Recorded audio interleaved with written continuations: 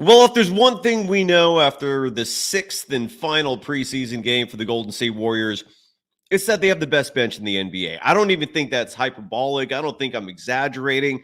I don't think there's bias in that. The Warriors in the entire NBA have the deepest squad. They do. Now, the question is, who's going to play on that squad? Who's going to sit out on that squad? And is that squad, despite how deep they are, good enough to make a serious run? The preseason's over. The next time we do one of these post games, it's after the real thing, baby. And I'm pumped for that. I'm sure all of you are as well. But let's talk about tonight's preseason finale. The Warriors finished the preseason undefeated. We'll break down how that happened next. This is the Golden Days. They always find something to nitpick, and that's because there's expectations for us to win. It was a pretty crazy night. Woo! Let's go! In a minute, I'ma need a sentimental man or woman to pump me up. Come on and break me off. Cause I get what I want and I like what I see. If you got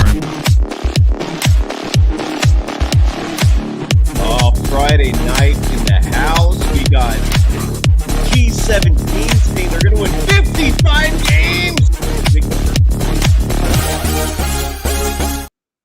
Welcome to the Golden Days. I am your host, Cyrus Saatsaz.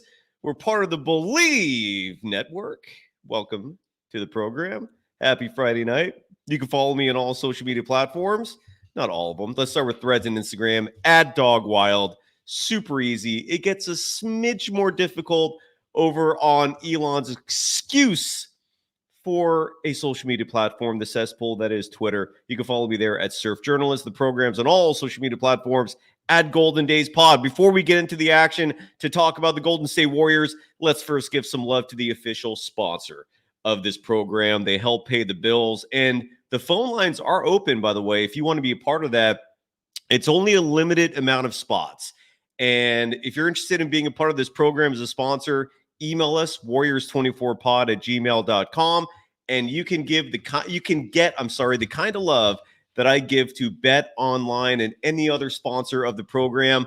Bet Online, the world's most trusted betting platform and your number one source for everything sports betting, every stat, matchup breakdown, even live odds and spreads to bet on during games.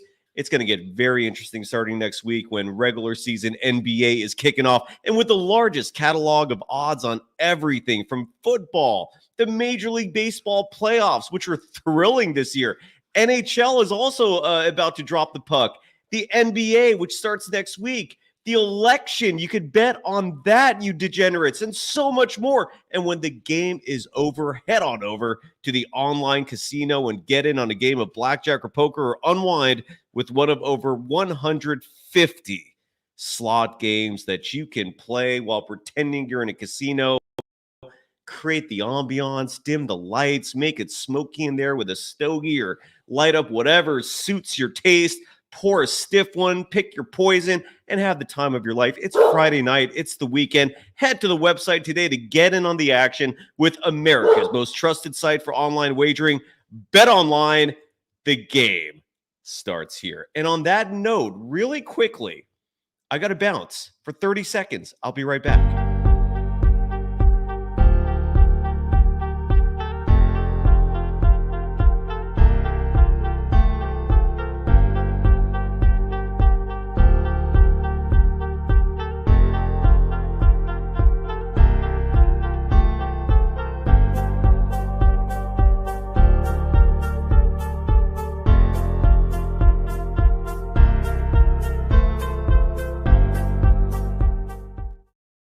Thank you for your patience. I forgot to leave the door open for my puppy, and that can cause a problem. My bad for that. Happy Friday night, everybody, and welcome to the program. We're coming to you live immediately following the Golden State Warriors completing literally a perfect preseason, 6-0. They were supposed to play 5 games. They added a 6th with the preseason debut in Hawaii.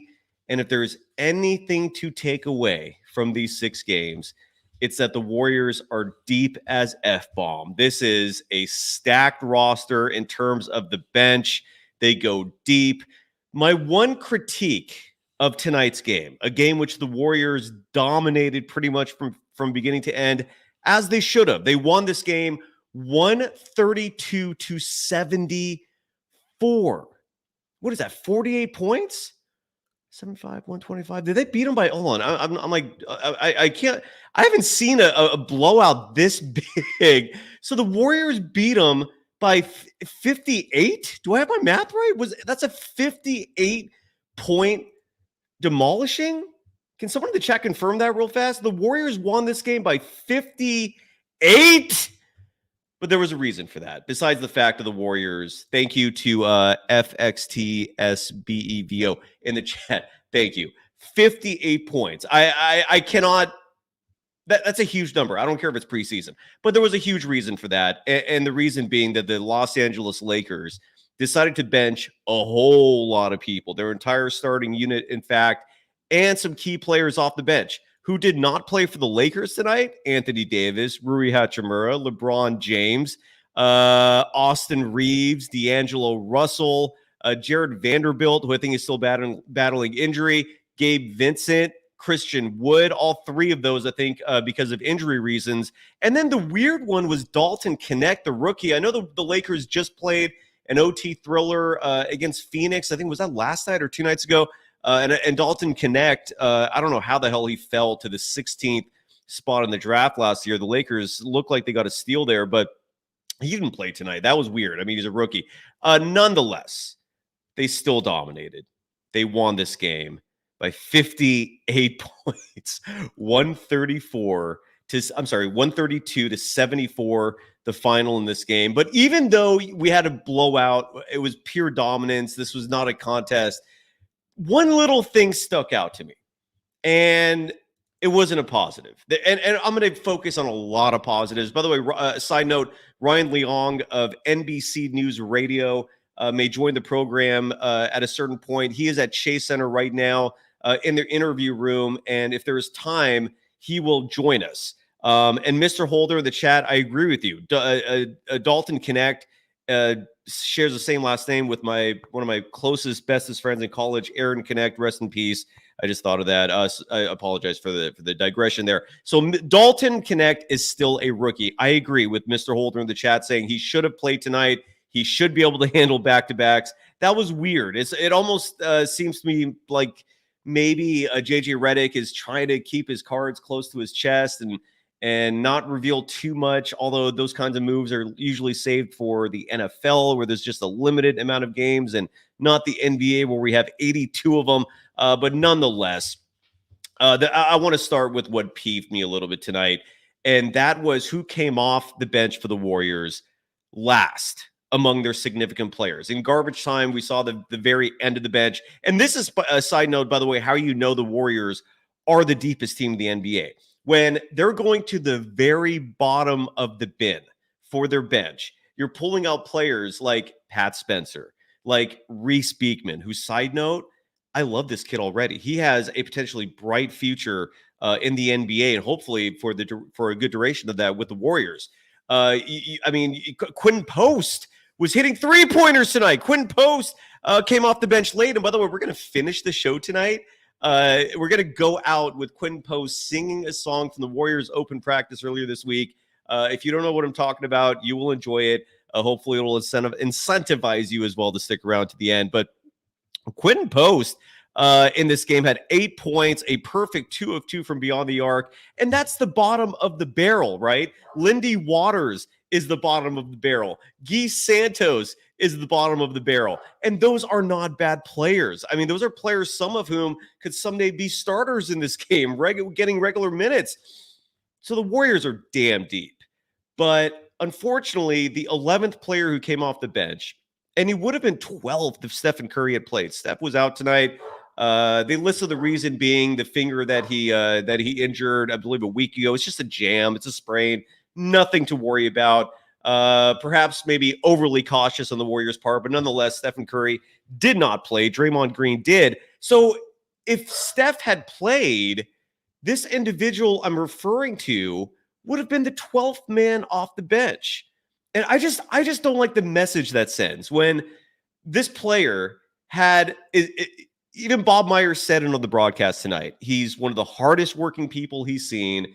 The dude clearly worked on himself this offseason. He led the team in scoring this preseason. He was the leading scorer in 4 of 6 preseason games. And in tonight's game, this individual played 18 minutes, did not hit a three-pointer, but was 5 of 9 from the field. He had a lot of beautiful plays, grabbed 4 rebounds, was a +8 in net rating, finished with 14 points, which was second on the team behind just Jonathan Kaminga with 17. And he's the 12th man off the bench.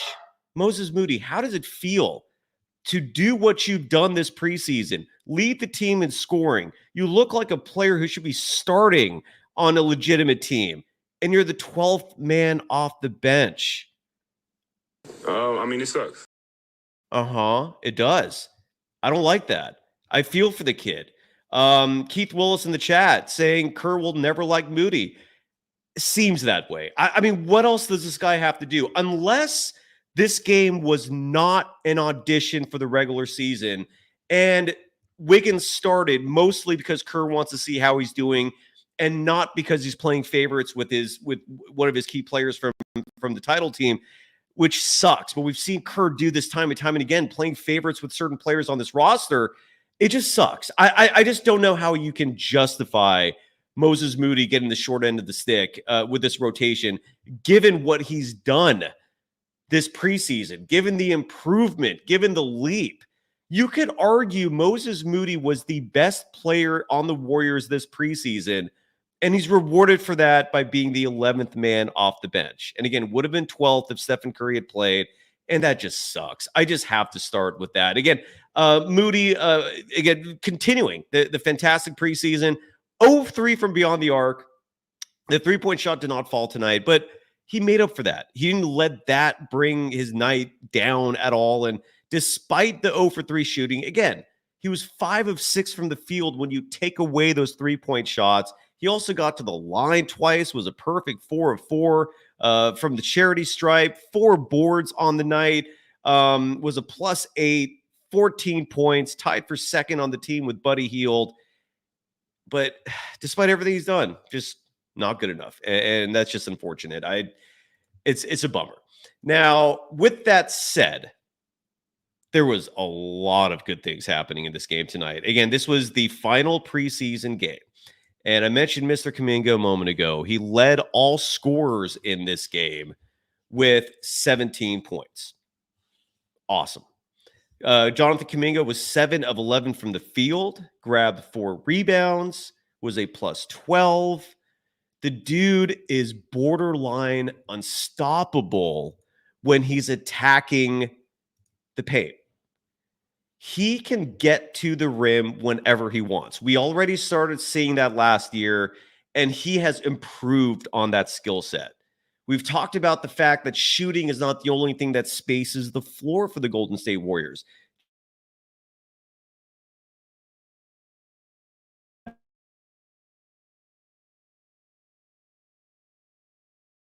Does that, and that army of shooters this team has between Steph, Podziemski, whose three-point shot looked good tonight.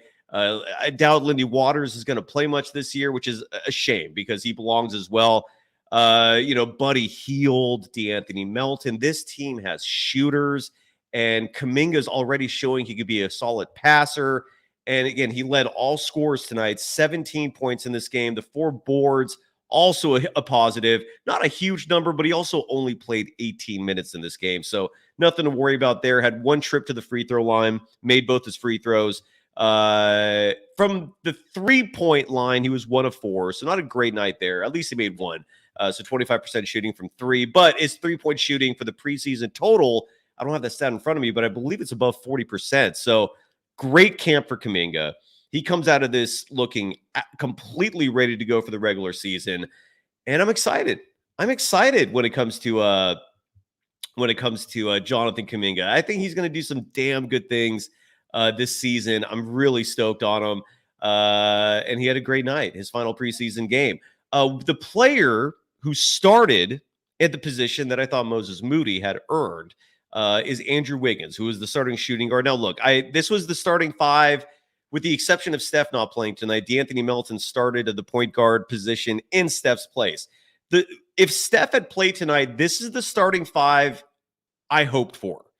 Ideally, I wanted Moses Moody at the two, but I try to inject realism, pragmatism with everything I say here. And we know that Wiggins is Steve Kerr's boy. Steve Kerr has his favorites, and Andrew Wiggins is one of them. So with that said, with Wiggins at the two, with Kaminga at the three, Draymond playing the power forward, his natural position, Trayce Jackson-Davis looking like he belongs as a starting center in the NBA. He had a fantastic night. We'll talk about him in just a moment. But even though Wiggins has his moments, like he looks a little rusty out there, there's no way from the two games we've seen of Wiggins this preseason that there could be any type of a judgment formed, because again, he's rusty. He missed most of the preseason. We still don't know what version of Wiggins we're going to get this year.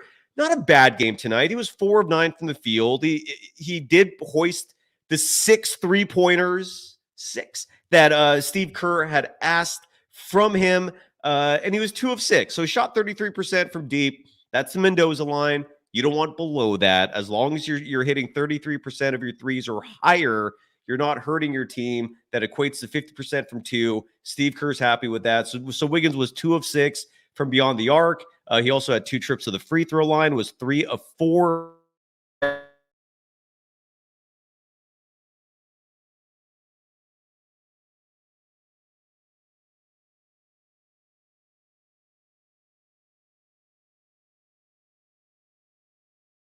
A massive positive, and the positive extends to this starting five. Thank you, Steve Kerr, for seeing what I've been saying on the show for well over a year now, which is that you need some size out there to compete against other bigger teams. The NBA is bigger than it was just 2 years ago when the Warriors won the title, and Wiggins at the 2 creates this imposing lineup that undoubtedly is going to make life more difficult for other teams defensively. Like, if you're a player on another team and you're looking at the Warriors and you're looking at a 2 guard that's Andrew Wiggins versus, say, DeAnthony Melton, and this is no slight on Melton, but Melton is 6'3", Wiggins is 6'7", those 4 extra inches and the wingspan that goes with that. And Wiggins is athletic himself, so it's not like it's a drop-off in that department between Melton and Wiggins. That's huge. It's going to make life more difficult for other teams having Wiggins as your starting 2. I would prefer Moses Moody getting that nod. I think he's earned it. Moses Moody is playing fantastic basketball, but it could be worse in terms of Andrew Wiggins being the starting 2, and whether tonight is going to represent what we see when the regular season tips off next week remains to be determined. We don't know that yet. If Ryan Leong joins the program tonight, that's one of the first things I'm going to ask of him is, what did Steve Kerr say about this game tonight versus the regular season? Was this an audition? Was this a rehearsal for things to come? We shall find out. But nonetheless, that's one of the things I'm very curious about, is whether tonight was more experimentation or whether tonight was more of a preview of a season to come.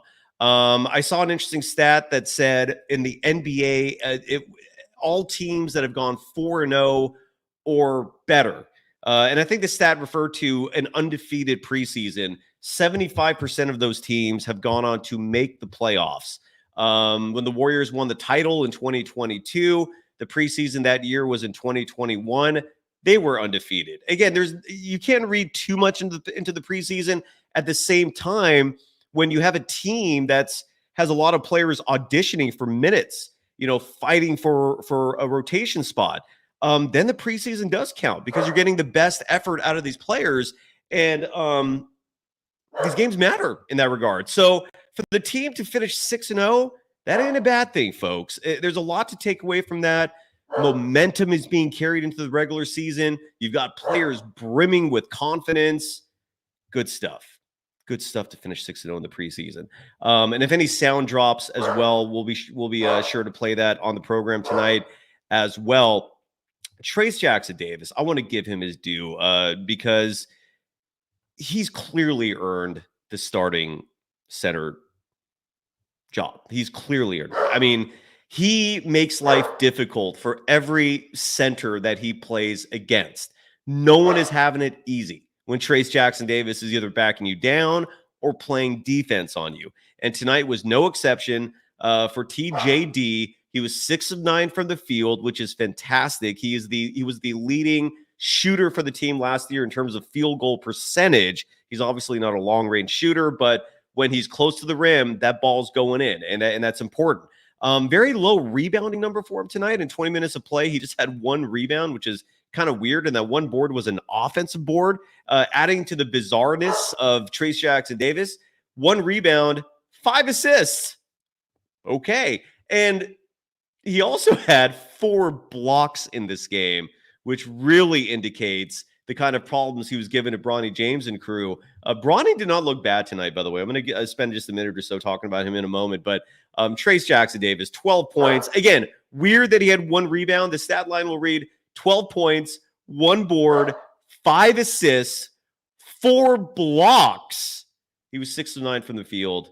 Fantastic game. And Draymond Green, one of the typical nights where the box sheet, with the box score, the stat sheet does not represent his contributions. He had just 2 points in this game tonight. He played 2 seconds shy of 16 minutes, did have 5 assists, did have 4 rebounds, had just 1 turnover, which is an important stat for him because he can get loosey-goosey with the ball there and lose it on a regular occurrence. So again, the stat sheet, and again, I don't know what my puppy is excited about. Are you excited about Draymond Green, buddy? Is that what you're barking about? Are you pumped about Draymond? No, he's looking at me quizzically because I'm actually talking to him. He's like, what's going on here? He's like, oh, yeah, I'm talking about you. So Draymond Green started the game, played 16 minutes. Solid night, even though the box score will not reflect that. Let's see what's going on in the chat real fast before we continue on. Yes, FWTXBEVO, writing nice grouping of random letters with a couple vowels in there, I guess. Writing Draymond Green, another triple single. Mr. Holder writing that the Warriors are probably the most depth of any team in the NBA. We need no one. Well, in terms of adding players, you're absolutely correct there. What else is in the chat before we continue giving some players their due? Blimey Menard, good to see you. Or Blimey Maynard. I always want to revert to my piss poor excuse for an Irish accent when I see that name. Blimey, give me a Guinness. Glad Wiggins showed some life. He usually has the body language of someone leaving their first job at Waffle House and is going to their second job at Huddle House. Jeff's cool real quick talking about Kyle Anderson and Bob Myers, who was on the color side of the broadcast tonight, along with Mike Breen. That's a lot. Dude, Mike Breen travels so much. For him to fly cross country for a Warriors-Lakers preseason game, and he's not getting any younger either. So I always think about weird things like that. But nonetheless, Bob Myers was the color commentator for tonight's game, and he was praising Kyle Anderson as being a player that any coach would love to have. Like, it doesn't matter what the team is, what the scenario is. If Kyle Anderson's on your team, the coach is breathing a sigh of relief. And similar to Draymond Green, the box score will not reflect what he's doing out there. Kyle Anderson played 18 minutes, 38 seconds tonight, had 3 total points. Oh, you're going to love this stat. So he had 3 points. He had 2 3-point attempts. And Steve Kerr has told Kyle Anderson, if you're open, you have my permission to let her rip. And he does. He's been when he's wide open like that, he will put it up. He made 1 of his 2 3-point attempts tonight. That's 50%. We'll take that. Those were his 3 points. Kyle Anderson had 5 assists in this game. And the ball was moving around a lot for the Warriors. I want to highlight a couple stats there real fast in just a minute. But Kyle Anderson, again, 3 points off 1 made 3-pointer, 2 rebounds, 5 assists, had 1 foul. That's a stat sheet. Those are his numbers. Yet he was a plus, I'm not making this up, in terms of net rating. Him and Buddy Hield were tied for the lead in net rating with a plus 32. Seems astronomically high until you remind yourself, as I'm doing right now, that the Warriors won this game by 58 points. Kyle Anderson is awesome. Great addition. Slow-mo has been a huge pickup for this team. Nick Fensky in the chat adding that it's so good to see the bench continue to dominate. Love this squad. Wholeheartedly agree with you. There's a lot of similar vibes between this team and 2022. I'm not going to lie. The depth is wonderful, and Kyle Anderson is a fantastic pickup. Plus 32. The player who he shared that net rating stat with was Buddy Hield. Buddy Hield, his shooting spectacle did continue tonight. His shooting, I'm like speechless talking about this because I'm just mind blown over how so far in just preseason action, the best case has become reality with Buddy Hield. We were not sure how he would fit in defensively. We weren't sure if he was going to be a stiff offensively, meaning not moving around that much, not, whether he was going to struggle handling the ball. He has not struggled at all. He looks like a perfect fit. Sophia Jones on this program broke the story well before anyone else that Chris DeMarco and him developed that relationship this summer during the Olympic practices. And Chris DeMarco raved about Buddy Hield's off the ball movement. And we're seeing it. And his addition is going to make you forget about Klay Thompson in a hurry because his shooting is just outstanding. I don't know how to react to this so far. I need to see it in the regular season, but his pickup, man. And tonight he further added to the shooting prowess. 4 of 8 from deep. Yeah, that's 50% shooting from the 3-point line. Was 5 of 9 total. Added 4 rebounds. Added 4 assists. Did have 4 turnovers, but again, when you were a plus 32 in net rating, that does not mean a thing. 14 points in this game for Buddy Hield. A fantastic night for him. Buddy Hield and Moses Moody were tied for 3rd on this team in scoring with 14. I said earlier in the show that they were tied for 2nd. I was mistaken. I apologize for that. I was also mistaken about who was the net rating leader. How did I miss Brandon Podziemski's stat line? My God. Okay. Wait until you hear Pods. And again, real fast, a plus 32 in net rating for both Buddy Hield and Kyle Anderson. Bravo. Buddy Hield, 14 points. Moses Moody, 14 points. 2nd on the team in scoring tonight. Bravo. The plus 32 for Kyle Anderson and Buddy Hield. 2nd on the team. Bravo. Brandon Podziemski. Yes, the mask, it looks good on him. And it didn't affect him at all. He took a heavy charge in this game, led the NBA in taking charges last year. The mask did not impede his play at all. I'm not muted, am I? Okay, good. And tonight, he was I'm sorry about messing up on the stats here. This is the only downside with starting the show right when the game ends is I don't have time to do extensive research. So my apologies. Brandon Podziemski was 2nd on the team in scoring tonight with 16. He accomplished that, 6 of 15 shooting. He had 1 wide open corner 3, which was set up almost perfectly for him. And I was a little worried because he put it up in such a confident manner. And he was so wide open that in my mind, I was thinking, Pods, if you miss this, that's just going to suck. That's just going to suck because this team is counting on his outside shooting. He drained it. I know 2 of 7 from deep is not a great line for a 3-point shooter, but it's not awful either. He had 1 trip to the free throw line, made both his free throws. Again, 2 of 7 from deep, 6 of 15 from the field, added 2 assists, 4 rebounds, had 3 steals, and he was a plus 39 in net rating. Meaning, for those of you out there who are somewhat novice in your NBA acumen, Brandon Podziemski, when he was on the court, helped the Warriors outscore the Lakers by 39 points. 39 points. I think that's the highest net rating I've ever read off on this program in 3+ years, carrying over from the previous show I was on. That's insane. That is absolutely insane. So kudos to Brandon Podziemski. Fantastic night for him as well. What's going on in the chat? Let me just do a check in real fast here. J-Rock in the chat saying, if Nicholas Vucevic of the Chicago Bulls was on this team, would you start him over Trayce Jackson-Davis? I can't answer that because I need to see how he looks and whether or not he helps or hurts the team. But at this point, no. I think Trayce Jackson-Davis is fine. Now, would I mind Vucevic being added and coming off the bench as another option, as someone who can actually stretch the floor in the manner that the team sees Quentin Post doing someday soon, hopefully? I wouldn't hate that. If the Bulls would take Andrew Wiggins for Vucevic straight up, I'd make that trade in that split second. I would not even hesitate.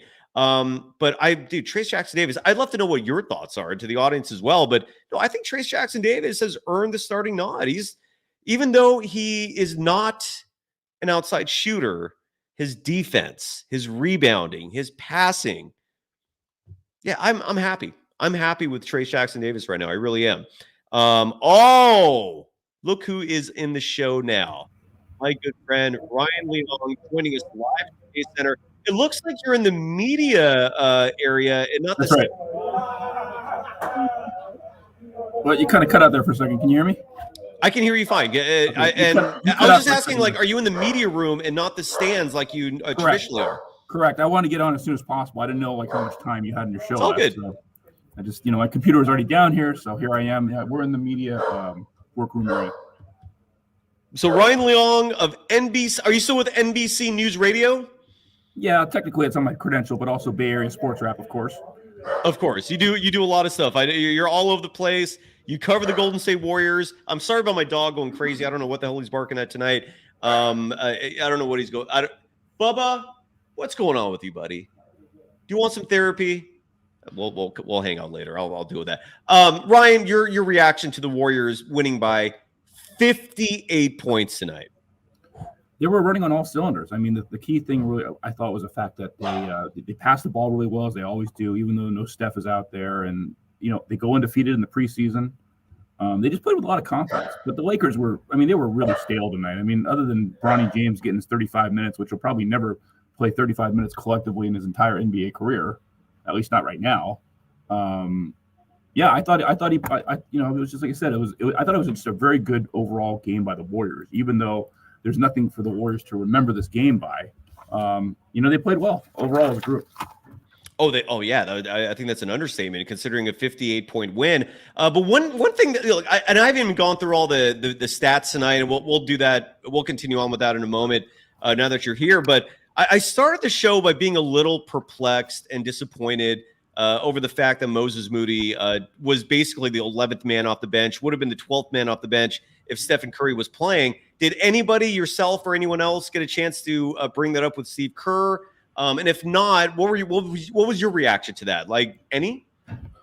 Not really, because this is the last preseason game. I don't really take too much stock into it. Unfortunately, I was on Lakers duty, so I was holding down the fort there, and we didn't get a chance to talk to Bronny James, so that's cool. I just think the poor kid's gonna have a lot of pressure on him trying to play in the shadow of his dad. Don't call him a poor kid. He's not poor in that sense, but it's gonna be tough for him, though. I mean, everywhere he's go, that's gonna be hanging over his head, Yeah, exactly. But he'll be okay. And he actually had a great line tonight. That gives me an excuse real quick to mention how Bronny did. I thought he looked good. The part of his game that sticks out to me so far as a positive is his awareness in the interior. Like, he knows how to use his body to get easy buckets, to draw fouls.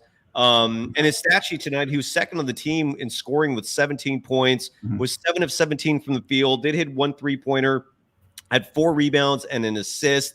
He was a negative 37. The net rating stats are insane. He was negative 37 in net rating. That wasn't even the worst. He was just middle of the pack for the Lakers because Quincy Oliveira, that's a rookie, right? He led the Lakers in scoring tonight with 22 points, had 7 turnovers in this game, in addition to 7 rebounds. He was a negative 40 in this game, and that wasn't even the worst on the team. But he had a very interesting post-game interview. He mentioned to all of us that were assembled in the Lakers interview room area that Steph Curry was his favorite player growing up. He actually was brought to tears telling us this, saying he'd been following him since he was like a sixth grader, and he had a chance to talk to Curry right after the game ended, and Curry was saying how he was a big fan of his game, and he just that's when he went. He just welled up and he got all teary-eyed. Yeah, it was pretty amazing. So he wasn't crying because of the negative 40 net rating. He was like happy tears from playing against Steph. Right. Well, he's not even the worst. Maxwell Lewis, the first guy off the bench, he was a minus 55. Yeah, exactly. That was the worst. That was the worst. Yeah, that was the worst. I never heard of this guy before. Maxwell Lewis. He played 33 minutes for the Lakers, had 6 points, 6 rebounds, and was a negative 55. Well, I won't say the word on the air here, but it's like that scene in Major League. Remember that? The F word is the only thing that YouTube has an issue with, but otherwise, that's what I'm not going to drop. But okay, remember that the guys were sitting in the diner, they're like, "Who are these effing guys?" That's kind of this 55. That is insane, dude. Yeah. Why don't we hear from Steve Kerr real fast? Because the first clip has dropped from his post-game press conference. And here he is talking about Trayce Jackson-Davis. And Ryan, after the clip, I'd love to hear your thoughts on how Trayce played tonight. And do I have your handle correct, by the way? Is the spelling for everything on the screen good? Okay. And you can follow Ryan Leong on Twitter, @Ryan Leong. His name, super easy. Here is Steve Kerr talking about a great night from the team's likely starting center, Trayce Jackson-Davis. This kid, what a win for the team, being able to land him in the second round of the draft last year. And so far, it's been all good things. And here's Kerr talking about TJD. Steve, what was your message to Trayce at the end of the last season, and how has he looked to you over the summer and into the preseason now? The message was keep working, keep getting better, and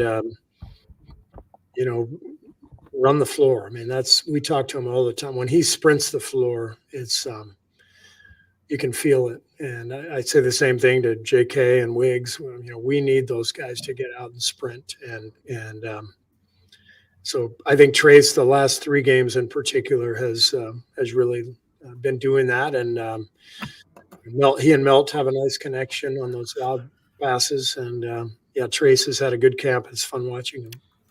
Steve, what was? Okay, we'll stop it right there. And again, talking about Trayce Jackson-Davis running the floor, being part of the transition offense. I talked about this earlier, Ryan, but just to repeat it, he had 1 rebound, yet 5 assists. I mean, he was dishing the ball. He added 12 points in this game. What did you see from Trayce Jackson-Davis tonight? Oh, I saw it not just from him, but I think just the Warriors in general. They were passing the ball around well. I mean, 38 assists. I mean, that kind of tells the tale right there. What else? Nobody else had more than 5 assists either, right? So there you go. Yeah. I haven't had a chance to cover that yet. I was going to. Just to add to that, again, 38 assists for the Golden State Warriors. They were moving the ball at an excellent clip. And as you mentioned, it wasn't just one person who was dominating that part of the stat sheet. 5 assists by Draymond, Trayce Jackson-Davis, DeAnthony Melton, Kyle Anderson, and then just 1 assist less with 4 assists, Pat Spencer, Buddy Hield. People were moving the ball, man. It was beautiful. Add on to that. I'm sorry. No. That's exactly it. I think this team, again, even though they didn't play Steph and he wasn't needed in this game, that's for sure. The team's just played really well. I mean, I think there's a lot more expectation after seeing what I've been seeing in the preseason. Again, it's not the regular season yet, but we always know that the Warriors are a team that wants to contend for the playoffs, right? They just missed it last year, and I see this team, at least right now, looking to me like this is a team that could at least go to the second round. I think it could. The potential of this team, I think, before the preseason and then after the preseason, now it just ended, that has been a completely changed story. I mean, I don't think most people expected the Warriors to do much this year. The odds makers have the over-under on their win total at 43.5, which is low considering they won 46 last year. I'm with you, man. I think those expectations have gone up.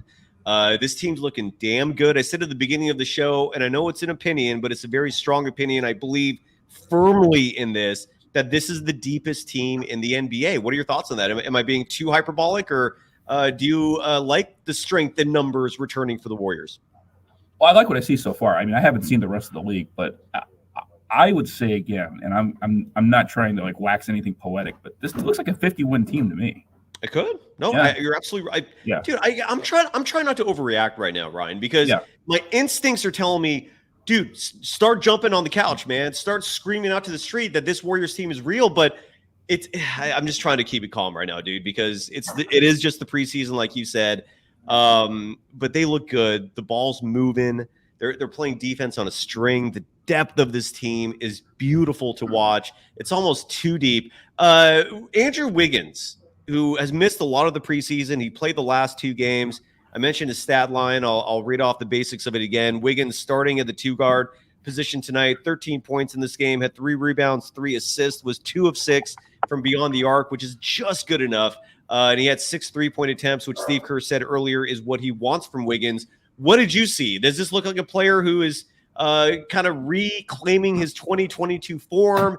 He looked a little rusty to me, but what did you see being live at the arena? Yeah, I'd say it's a fair assessment. I mean, again, it's really hard to judge on this game just because the Lakers were so overmatched that I think this became more of a practice scrimmage for the Warriors, if that makes sense. No, it does. Yeah, Wiggins definitely had a rough season last year, and I know that he wants to, pardon the pun, he wants to rebound, right? He wants to basically come back and have the kind of season that he's capable of having. So, yeah, I think again, like I said, it's just a hard game to really judge anything on, just because this game was over really by the end of the first quarter, right? I mean, they just, the Warriors are already up by. Actually, it was kind of close. Was it 16-12 at one point, and the Warriors went on a 18-0 run or something? It was close at the very beginning. Yeah. It was and then you're right. The Warriors just took. But I'll say this, Ryan. On the flip side of that coin, the Warriors playing a Lakers team that benched their entire starting 5. Dalton Connect was weirdly benched. I mean, I get resting your veteran starters, but a rookie that was weird to me. Anyways, yes, the Lakers benched their best players essentially. But the flip side of the coin is, what if the Warriors had not dominated this game, right? That would have been a really bad look. So the Warriors did what they were supposed to do. And I think that's a good sign, right? No, definitely, of course. Definitely a good sign. I mean, yeah, like I said, they've done everything I think that you could ask out of a preseason. And, if nothing else, I think the fans, appreciate seeing winning basketball, if nothing else, right? I mean, to use the old Warriors motto, it's a great time out. Of course, that's bad. But these fans that are coming out are having a great time out. They're coming out to the games. They're enjoying seeing the Warriors win, and maybe get some giveaways here and there. I don't think they had anything tonight, but they had bobbleheads the first 2 preseason games. So, yeah. Dude, what else could you ask for? You just gave me an excuse to play one of my newer sound clips. Man, you corny! I'm sorry. No, but it was awesome. The timeout thing. Anyways, let's hear from Trayce Jackson-Davis, who we heard Steve Kerr talking about him. The legend, the man himself, Raymond Ritter, selected TJD to take the podium. So why don't we hear from Trayce Jackson-Davis on his performance tonight, which was fantastic in dominating the Los Angeles Lakers. You said that yesterday was your guys' best practice and gave a lot of credit to Draymond really off you guys. What does that feel like when Draymond is really kind of on his A game that goes practice? Draymond, first and foremost, he's always on his A game. But this practice, he just went above and beyond, was teaching guys, was doing a lot of things, a lot of really, really good things that really helped our team. And then when a guy does that, a lot of us young guys feed off of that. And so we continue to do that. And it was just all around a great practice. There you go. Practice makes perfect, right? Ryan, you asked me to pull up this commercial talking about a great timeout. How old is this ad? 2001 season. Yeah, this is a long time ago, and I don't think there's any copyright issues playing this. So this was a commercial that would run regularly.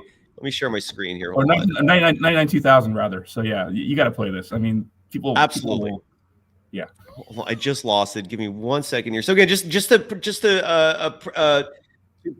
premise this, we're watching to an ad. This was a commercial that the Warriors used to run. It was one of their marketing gimmicks, similar to the 49ers. Their fans called themselves the Faithful, which I will never call myself that because that is strictly a marketing gimmick that they succeeded in. Anyway, this was the Warriors commercial. And they called it a great timeout. This is really short. It's only 15 seconds, so enjoy. Perfect. It's a great time to have a ball. It's a great way to let it go. It's great for your basketball. It's a great time out. It's a great time out. Oh, you're awesome for playing that. Man, you corny. That is so corny, but that is funny though, dude. That is good stuff.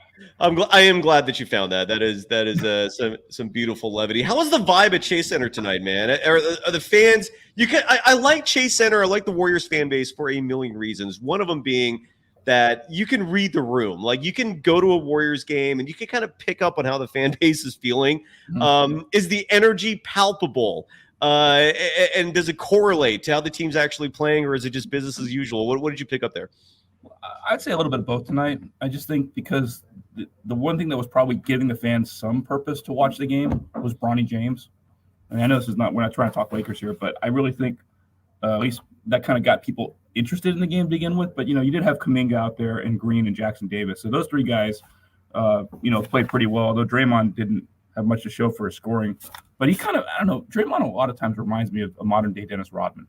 If he scores 10 points, that's great, but Draymond's the kind of guy that doesn't usually score more than 10 points, but he does so much with the basketball as far as rebounds and assists.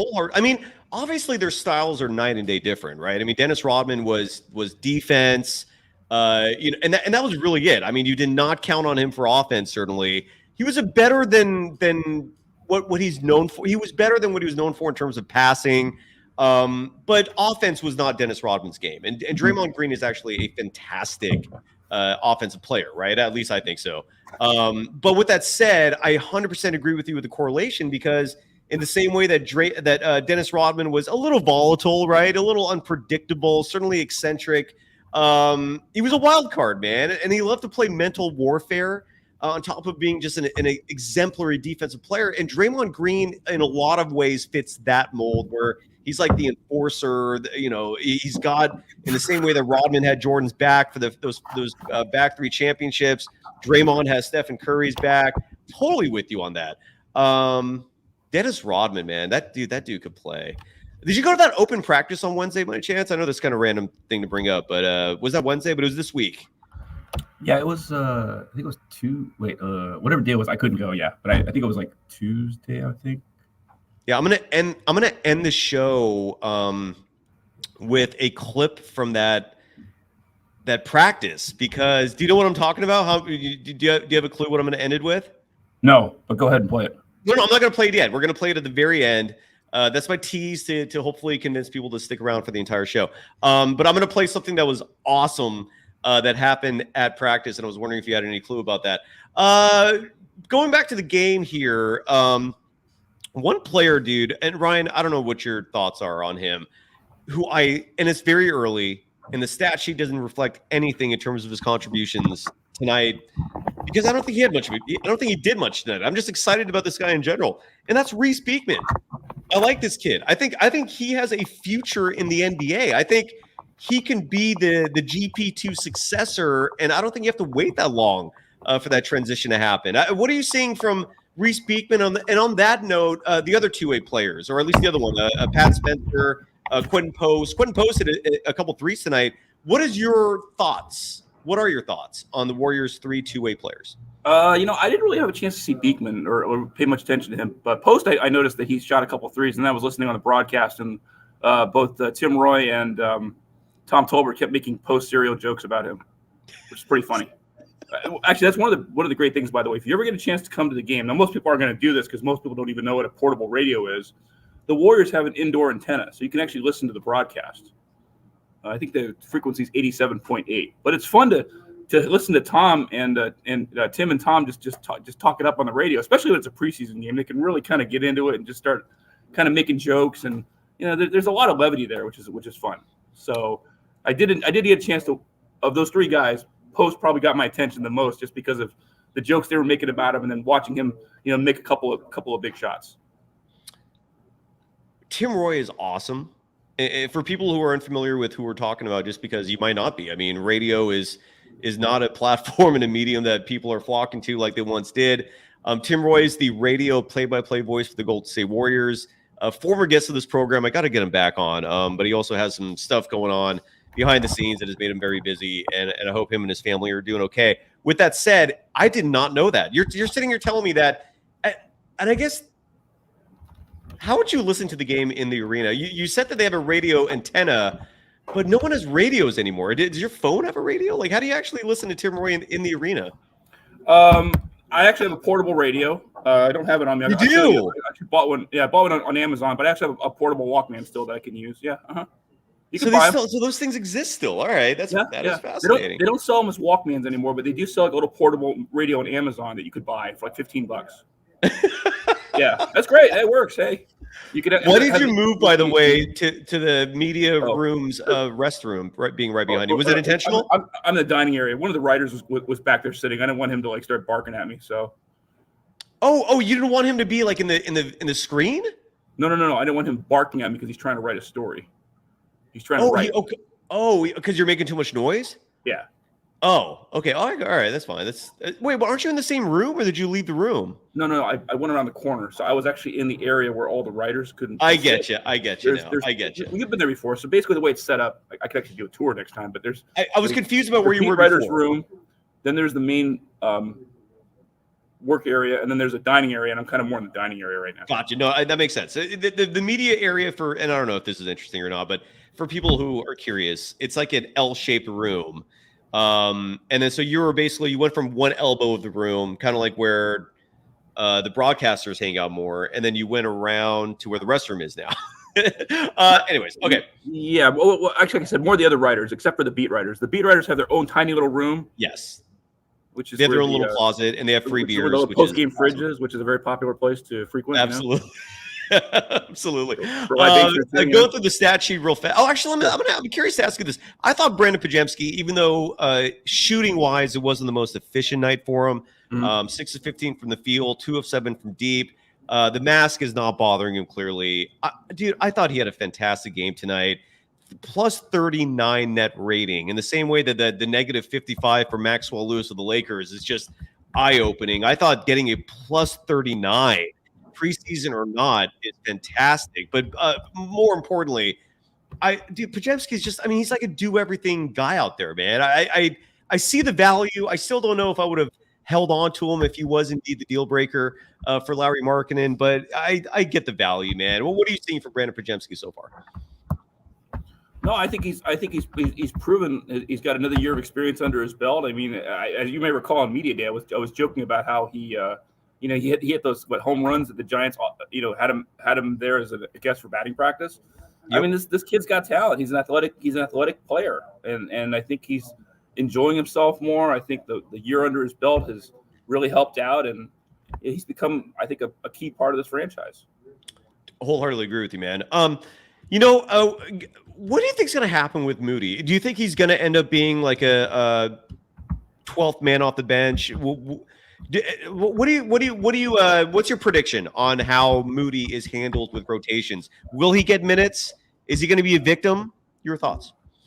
I know how much you like him, and I think he's going to see much more playing time this year. I just get a good feeling that I just feel that there's a lot more opened up for him, and maybe that has something has to do with the fact that Klay Thompson's no longer on this team, which was really, I mean, again, we all know how much we loved Klay, but I think Klay was killing the team literally last year. He just had really unproductive games. From what I understand now, reading, from other writers, that I guess he was kind of a bad influence on the team. The team kind of suffered. He was grumpy. I mean, and there's no surprise in that. Like, he wasn't happy, and he felt he's stiff by the team, in terms of not getting the contract extension. And right.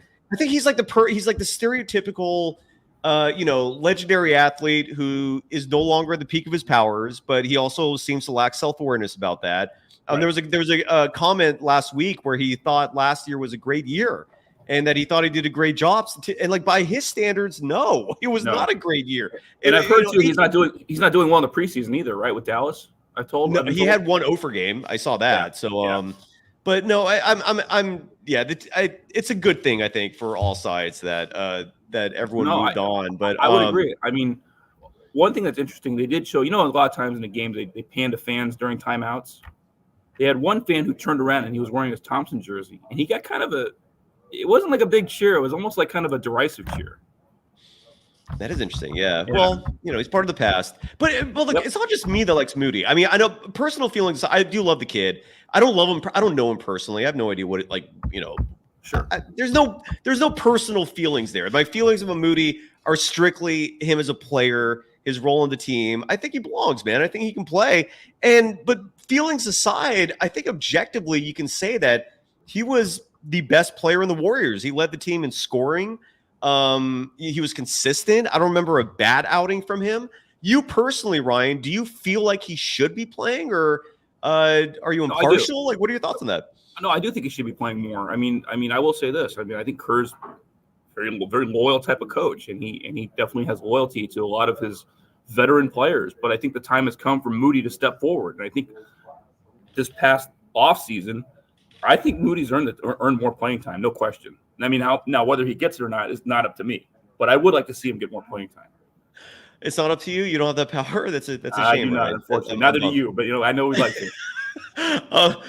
One player who is, at least tonight, it was ahead of Moody in the pecking order, is Gary Payton II, who and I heard Bob Myers on the broadcast tonight say something which I loved, which was that GP2 can and should be used as the type of as basically as he should have a specific role, which is defending the other team's best player, right? Like if the Warriors are playing the Mavericks, put GP2 out there and have them just completely blanket Luka Doncic. If you're playing the Lakers, have them swarm LeBron. Like that was the mentality, and I like it. It's a good strategy, especially if GP2 still is the same player he was 2 years ago defensively. Now, with that said, is he worth Moses Moody not getting minutes? That's where I kind of don't know if that should be the case. And again, GP2 will never be someone similar to Kyle Anderson, similar to Draymond Green. The stat sheet's not going to tell the full story with him. GP2 tonight, he had two field goal attempts, made them both. That's awesome. He had 4 points in this game, 2 assists in this game, 2 rebounds in this game, 2 steals in this game, right. 2 field goal attempts in this game. Right. And he played only 4. The number 2 was only 4 more minutes or 4 minutes less than what Moody was out there for. Yeah, but he came in before Moody, but then Moody was playing a lot of minutes later in the game. Right. But my point is like, what are your thoughts on GP2? Like, is it justifiable to give GP2 minutes over Moses Moody, or is that a line for you? Like, what are your thoughts there? To me, like GP2 is he's definitely a good cheerleader kind of player. I mean, the fans love him because he's always been a scrappy player. But yeah, I don't know how much value he provides as far as like what he gives you every night on the floor, other than the fact that he does hustle and he's a fan favorite. But that only goes so far, right? I mean, we just talked about Klay Thompson. He's a fan favorite too, but yeah, where's he now? Not that I'm saying that the Warriors shouldn't have GP2 on the team. I'm just saying, yeah. Anyway, yeah, the Wiggins and GP2. I just hope Kerr does not. And this is where Terry Stotts could be a great influence. This is where Jerry Stackhouse could be a great influence in terms of letting Kerr know, look, we know you love him, but Moody's got to play. One player who I have not mentioned at all tonight, he went under the radar, but he still had another fantastic performance from my perspective, and that's DeAnthony Melton. He was a perfect 4 of 4 from the field, including a 1 3-point attempt that he made. For 9 points, 5 assists, and he grabbed the board.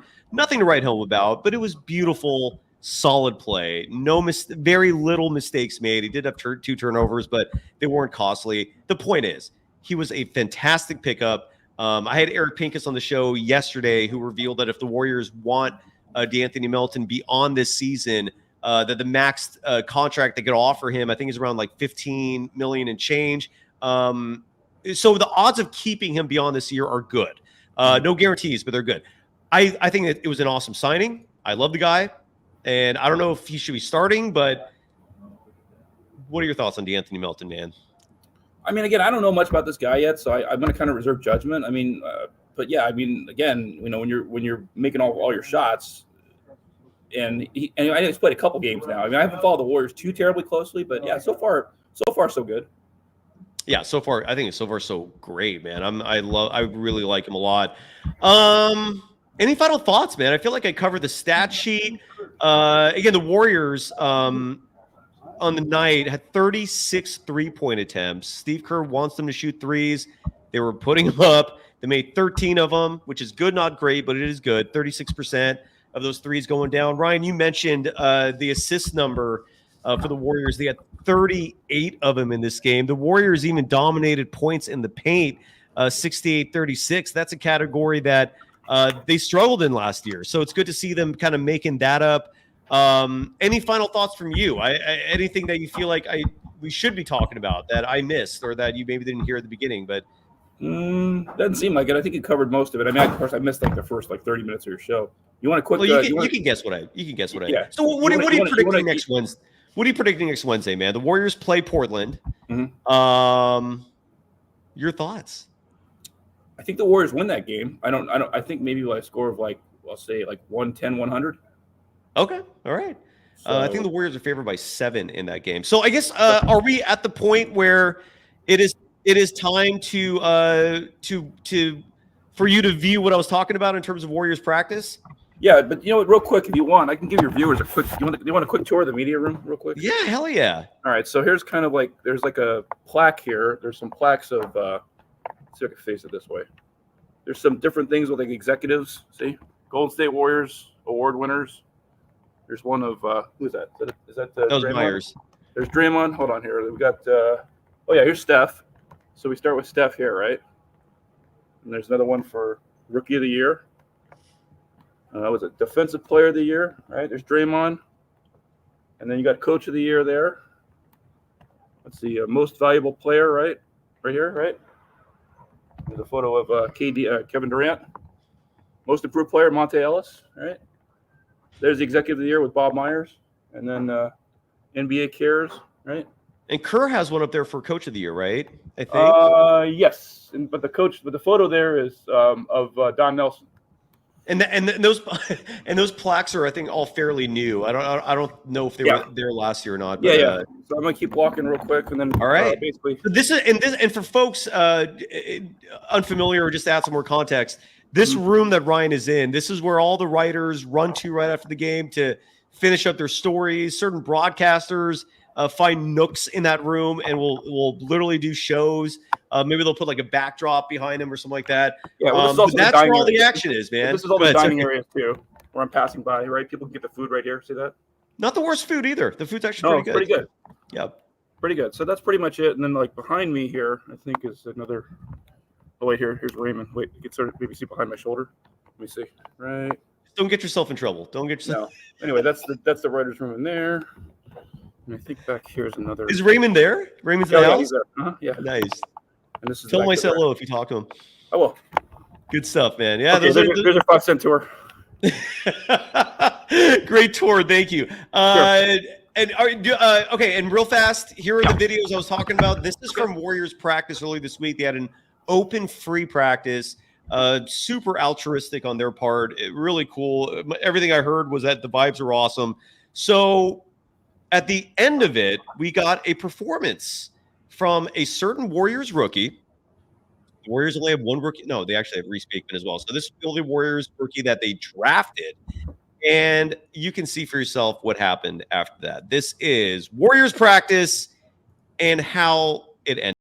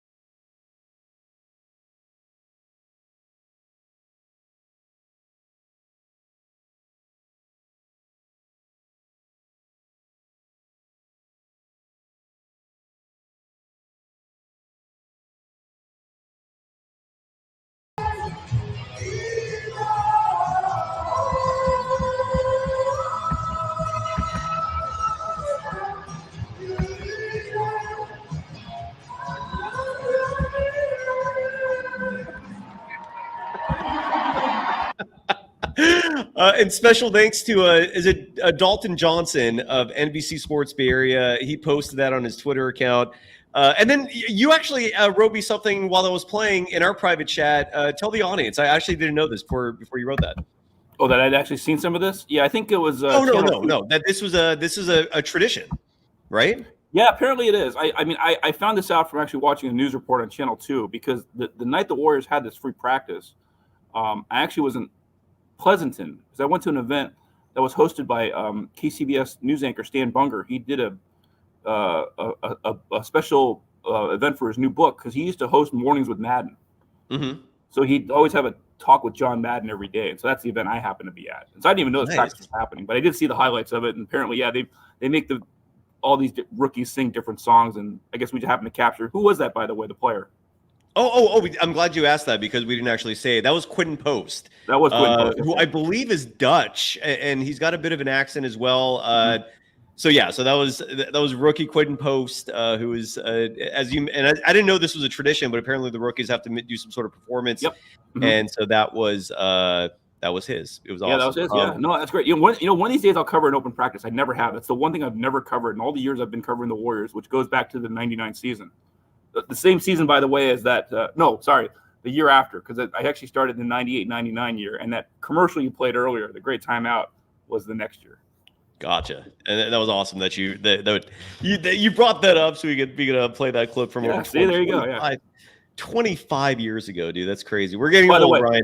And not that Warrior fans need to appreciate how good they have it, because back when the Warrior teams were, not only could they not market the team just sucked.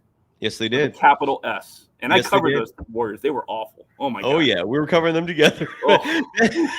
But Ryan, most folks probably aren't aware of this. Mm-hmm. Back then, the Warriors were begging us to come to the games. they were like, please cover us. We need the exposure. Well, it was a little tougher for me, but at least I paid my dues. So yeah. Oh yeah. Yeah. It was a different times back then. Oh, it sure was. Man. Oh yeah. Well, Ryan, thank you so much for coming to the program. Again, I'm gonna have you on the show all season long. And you're not gonna get other people who are gonna give you like tours of the media center. Like you're it, dude. That's exclusive. But but regardless, the season starts next Wednesday. The Warriors are in Portland to take on the Trailblazers. We'll have shows before then, but. What are your predictions, man? What do you think is going to happen with the Warriors this year, dude? I saw a comment in the chat while that song was playing from Quentin Post that the vibes are back. I agree. I'm going to go 50 wins. I'm going to go 50 and 32. I like it. And folks, I think Steph will average 29 points a game. Let's go. And I've made this promise before. It's been a while since I've said it, but I will bring it up again. If the Warriors get that 5th title, I will never criticize Steve Kerr for the rest of my life. This show will be a positive Steve Kerr show. And I've been saying that for years. Win that 5th title. Okay, if that happens, you should do I got a better one for you even than that. Right. You got to go to Media Day and tell him that next year. I don't think he cares. He doesn't, but we could put it on record. Yeah, well, maybe after it happens. I'll bring it up. After it happens, right. Then you could come to Media Day and you could say it and we can record it. It'll be on record. There you go. Okay. Ryan, I love you, brother. Thanks for anything you want to mention before you go. I know people could follow you on Twitter. I'd follow our podcast. We have a podcast. It's www.bayareasportsrap.com. There you go. bayareasportsrap.com. And you've got a podcast with a couple other folks, right? There's my friends Marco Kolovich and Lowell Tuckerman. Yeah. There you go. And their Twitter handles are also the same. Just actually, I'd have to spell it out for you, but Lowell Tuckerman's probably the easier one to remember. Lowell, and then Tuckerman, normal spelling. Ooh, look at in the chat, Mike Weisberg. He's already looking ahead to November 6th, right around when the election is. What is November 6th exactly? That's a Wednesday. So that Wednesday, we may or may not know who will be the next president of the United States. But that same day, the Warriors, and I have my phone on me because of my schedule as part of my wallpaper, they play the Boston Celtics at the Garden. Look at you looking ahead to that game. All righty. I like it. This is the kind of year we're having. We're already looking ahead to the heavyweight battles. November 6th, Warriors-Celtics. I think the Warriors are going to have a good year, man. I'm feeling good so far. They're incomplete. I don't think this is a title contending team. I don't think the size is there. I think they're one piece away from being in that discussion. But I like the vibes, man. The vibes are good. It's Yeah. Friday. Yeah, they are. You're in the city, man. What are you doing? What do you mean, me? What do you mean on what? What do you mean on the city? You, Ryan Leong. What are you doing? Well, I'm getting ready to go home after this. tonight. I got a busy day tomorrow. I'm going to be at the Cal football game and then go check out BFC, this women's soccer team. Oh, you have a busy day tomorrow, like Home Depot and Bed Bath & Beyond? No. I'm going to Cal football. I'm kidding. It's an old line from the movie Old School. No, Cal football. Dude, Cal football is playing good this year, if I'm not mistaken. Yeah, they should have beaten Miami. They screwed that game up, and then they lost to Pittsburgh. So they've already had a couple losses that could have been wins. Well, go say hi to Kevin Danner for me if you go to the game. I know he covers the. I'll see him down there. I'll say hi to him for you. Sure. Yeah, say hi to Kevin for me and have fun. Always a pleasure. Thank you to the audience for joining us, and have a great weekend. And we'll be back at this soon. At the latest, we're back Monday with Sophia Jones, where we'll recap Game 5 of the WNBA Finals. I don't know if you're into the WNBA, Ryan. I'm in, man. That game tonight was awesome. Are you watching it, or is the WNBA just too much? I haven't yet, but now you mentioned it, I will watch Game 5. It's I don't know how they did it, but it's entertaining. I'm in. WNBA is a show for me. So, but Monday, Sophia Jones will be here. We host a weekly program called V for Valkyrie, where we talk Warriors and Valkyries in WNBA, the whole gamut. So at the latest, join us then. But until then, again, follow Ryan Leong on Twitter at Ryan Leong. Follow the program and all social media platforms at Golden Days Pod. I hope you folks have a great weekend. Oh, did I lose Ryan? Well, the timing was good. So until then, goodbye. Warriors are perfect, 6-0. Be optimistic. You should. Feel good. The vibes are good. Happy Friday, everybody. Bye.